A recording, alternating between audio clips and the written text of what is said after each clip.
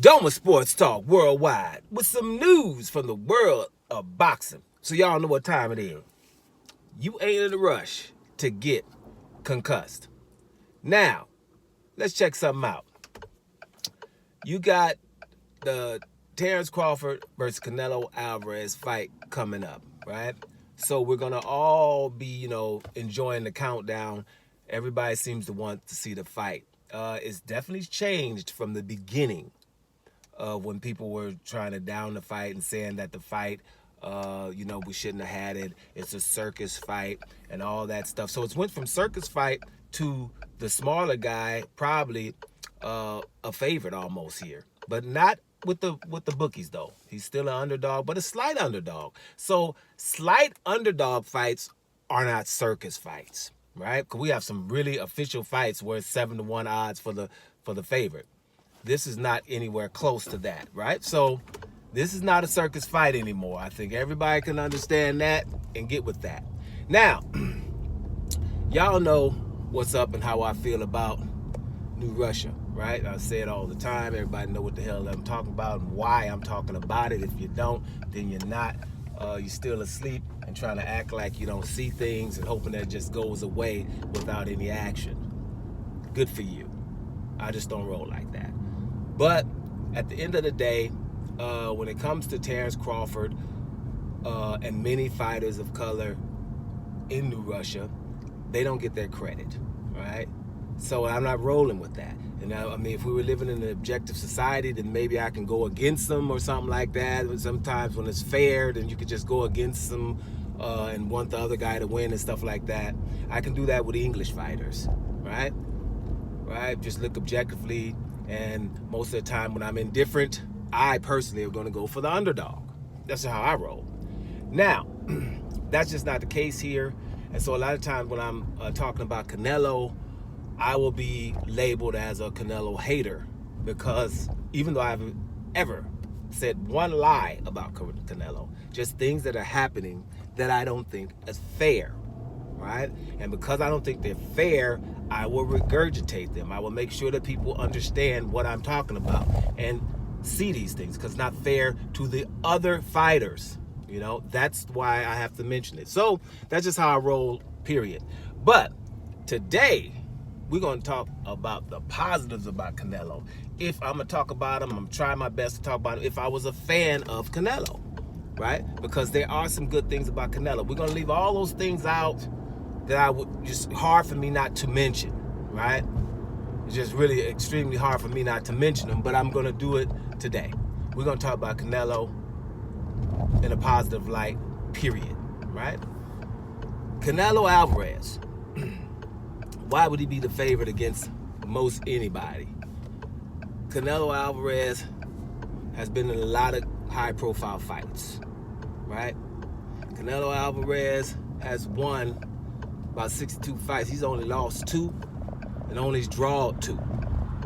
He's been in there with a few legends, and he's been handling his business. You've been watching Canelo for over a decade. Have you seen Canelo hurt? Right? You seen him stumbling around the ring? All of your favorite fighters you've seen hurt and stumbling around the damn ring. Probably some of them been knocked the hell out. Some of them been knocked the hell out cold. Right? You haven't seen this from Canelo. Right? So I think we can all agree that Canelo has a great chin. Because if Canelo don't have a great chin, then there are no great chins out there. Then there's no such thing. Okay? There's no such thing. Canelo has a great ass chin. Period. Right? Now, another thing.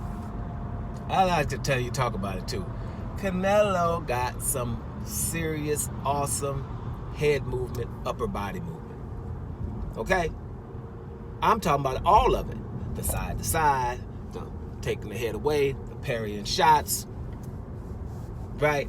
And he could do that to the point that he could bob and weave and get on the inside and attack that body. But we ain't getting to that yet. Just simply some of the best upper body movement you want to see that we got in boxing right now. It's a couple of them with him, but we ain't talking about them. We talking about Canelo. This is straight up. Canelo got some upper body movement and some head movement. Really. fine stuff. You could just watch him defense because you had to see it in a couple of fights because he needed it against Golovkin. And another fight that you want to see him show it and exhibit it is against Daniel Jacobs. Awesome head move. Now, Canelo punches hard. Now, he is not the one-punch knockout power guy, unless you're talking about Sergey Kovalev or Amir Khan. But you going to get knocked the hell out, you mess around, and I'm going to go strong to all your body parts.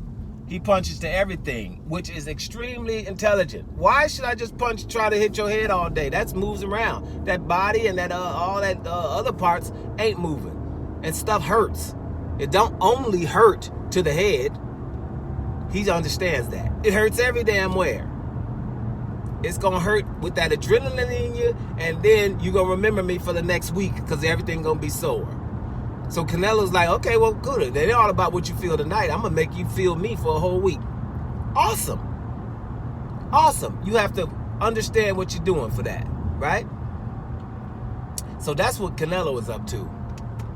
And, I think that's pretty awesome, right, that he does that. So, and he punches to the body real well. Body attack is real good.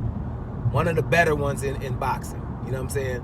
I got a couple of other ones, but like I said again, we ain't talking about them. But I'm going to say this one, Agit Kabayel. You better check that out.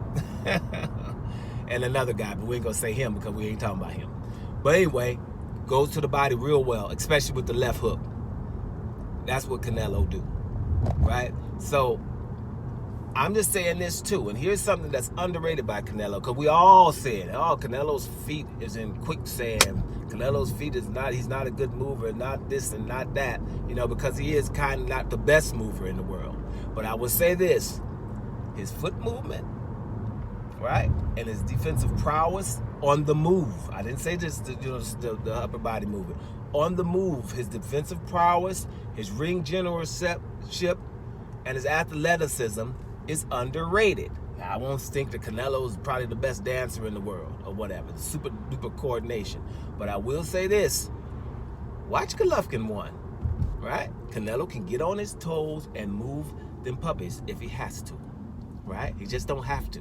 And in a lot of fights, especially when he's moving up in weight and stuff, you would think, okay, I'm going to be up on my feet all the time. No, he just kind of puts them hands up and walks people down because that's what he decides to do. But Canelo is a well-rounded boxer. I want to make that clear, right? And we're going to leave all the other stuff out. I want to make that clear.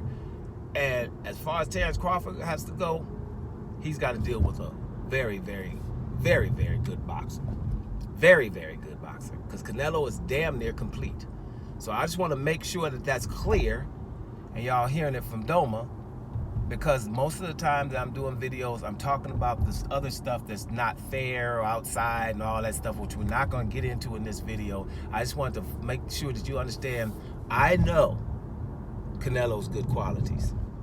I know how good this guy is, right? So I want to make that clear. This is a positive Canelo video from a Canelo hater. I let young generation tell it. But damn it, that Canelo hater ain't blind to greatness. And Canelo's pretty damn great. Make sure that's clear. Doma Sports Talk, worldwide. And I'm up out of here, y'all.